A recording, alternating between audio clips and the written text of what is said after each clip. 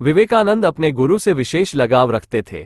जब उनके गुरु रामकृष्ण परमहंस की मृत्यु हुई, उसके पश्चात उन्होंने अपने गुरु के कार्यों को आगे बढ़ाने, उनकी शिक्षा, उनके आदर्शों को जन जन तक पहुंचाने का संकल्प लेते हुए विदेश जाने का निश्चय किया। वह आशीर्वाद और विदाई लेने अपनी माता के पास पहुंचे। मां को अपने गुरु के उद्देश्यों को बताया। मां ने अपने पुत्र तत्काल आदेश नहीं दिया। वो दुविधा में थी कि वह अपने पुत्र को विदेश भेजे या नहीं। वो चुपचाप अपने कार्यों में लग गई। जब वो सब्जी बनाने की तैयारी कर रही थी, तब उन्होंने विवेकानंद से चाकू मांगा। विवेकानंद उस चाकू को लेकर आते हैं और मां को बड़े ही सावधानी से देते हैं। मां उसके इस व्यवहार से अति प्रसन्न होती है और मुस्कुराते हुए आशीर्वाद के साथ अपने गुरु के कार्यों को आगे बढ़ाने के लिए कहती है। विवेकानंद जी को आश्चर्य होता है। वो उनकी प्रसन्नता और इस कृत्य पर प्रश्न करते हैं, आखिर उन्होंने पुत्र को विदेश भेजने के लिए कैसे निश्चय किया।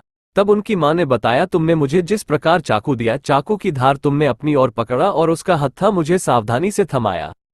इससे यह निश्चित होता है कि तुम स्वयं कष्ट सहकर भी दूसरों की भलाई की सोचते हो। तुम किसी का हित नहीं कर सकते हो। तुम अपने गुरु के कार्यों को कठिनाई सहकर भी आगे बढ़ा सकते हो।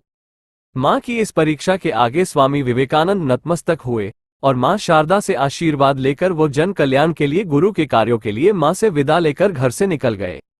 एक समय की बात है, स्वामी विवेकानंद अपने आश्रम में वेदों का पाठ कर रहे थे। तभी उनके पास 4 ब्राह्मण आए। वो बड़े व्याकुल थे। ऐसा प्रतीत हो रहा था कि वह किसी प्रश्न का हल ढूंढने के लिए परिश्रम कर रहे हैं। चारों ब्राह्मण ने स्वामी जी को प्रणाम किया और कहा, स्वामी जी, हम बड़ी दुविधा में हैं। आपसे अपने समस्या का हल जानना चाहते हैं। हमारी जिज्ञासाओं को शांत करें। स्वामी जी ने आश्वासन दिया और जानना चाहा, कैसी जिज्ञासा, कैसा प्रश्न है आपका। ब्राह्मण बोले, महात्मा, हम चारों ने वेदांतों की शिक्षा ग्रहण की है। हम सभी समाज में अलग अलग दिशाओं में घूमकर समाज को अपने ज्ञान से सुखी, संपन्न और समृद्ध देखना चाहते हैं। इसके लिए हमारा मार्गदर्शन करें। स्वामी जी के मुख पर हल्की सी मुस्कान आई और उन्होंने ब्राह्मण देवताओं को कहा है, ब्राह्मण, आप सभी यह सब लक्ष्य प्राप्त कर सकते हैं। इसके लिए आपको मिलकर समाज में शिक्षा का प्रचार प्रसार करना होगा। ब्राह्मण देवता, शिक्षा से हमारा लक्ष्य कैसे प्राप्त हो सकता है? स्वामी जी, जिस प्रकार बगीचे में पौधे को लगाकर बाग को सुंदर बनाया जाता है, ठीक उसी प्रकार शिक्षा के द्वारा समाज का उत्थान संभव है। शिक्षा व्यक्ति में समझ पैदा करती है, उन्हें जीवन के लिए समृद्ध बनाती है। साधनों से संपन्न होने में शिक्षा मदद करती है। सभी अभाव को दूर करने का मार्ग शिक्षा दिखाती है। ये सभी प्राप्त होने पर व्यक्ति स्वयं समृद्ध हो जाता है। ब्राह्मण देवता को अब स्वामी विवेकानंद जी का विचार बड़े ही अच्छे ढंग से समझ आ चुका था। अब उन्होंने मिलकर प्रण लिया, वो अपने शिक्षा का प्रचार प्रसार समाज में करेंगे। यही उनकी समाज सेवा होगी। यह उन दिनों की बात है जब स्वामी विवेकानंद जी अमेरिका के शिकागो शहर में अपना ऐतिहासिक भाषण देने गए हुए थे। अपने भाषण को सफलतापूर्वक पूरे विश्व के पटल पर रखकर अन्य देशों का भ्रमण करने निकले। इसी क्रम में वह फ्रांसीसी प्रसिद्ध विद्वान के घर अतिथि हुए। स्वामी विवेकानंद ने उस विद्वान का आतिथ्य स्वीकार किया और उनके घर पहुंचे। स्वामी जी का स्वागत घर में सम्मानजनक हुआ। स्वामी जी के रुचि अनुसार भोजन की व्यवस्था थी।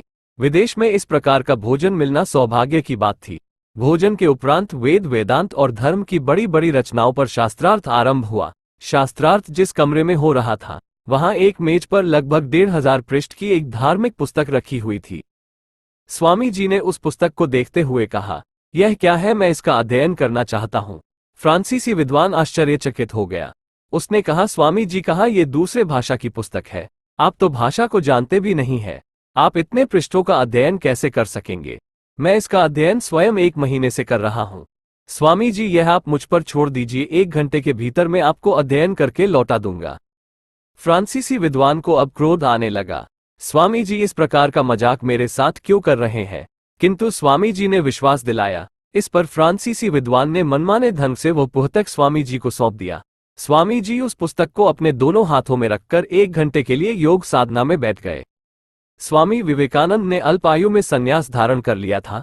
उन्होंने गृहस्थी छोड़कर नर सेवा से नारायण सेवा का संकल्प लिया था। समाज कल्याण और उनके उत्थान के लिए सदैव प्रयत्नशील रहते थे। वेद, वेदांत, धर्म आदि के महत्व को जनसामान्य तक पहुंचाने के लिए वह संघर्षरत थे। एक समय की बात है, स्वामी जी को अपने आश्रम लौटना था। वो तांगे से उतरकर वृक्ष की छांव में बैठ गए। वृक्ष के नीचे बैठे बैठे काफी समय हो गया। कुछ समय बाद वहां से सभी लोग चले गए, फिर भी स्वामी जी वहां यथास्थिति बैठे रहे। एक सज्जन स्वामी जी को काफी देर से देख रहा था। उसके मन में जिज्ञासा हुई, चलकर हाल पूछा जाए। स्वामी जी के पास पहुंचकर शिष्टाचार से प्रणाम कर उनका हालचाल जाना। स्वामी जी ने बात बात में सज्जन व्यक्ति को बताया उनके पास आगे की यात्रा करने की राशि नहीं है, इसलिए वो यहाँ विश्राम करने को रुक गए।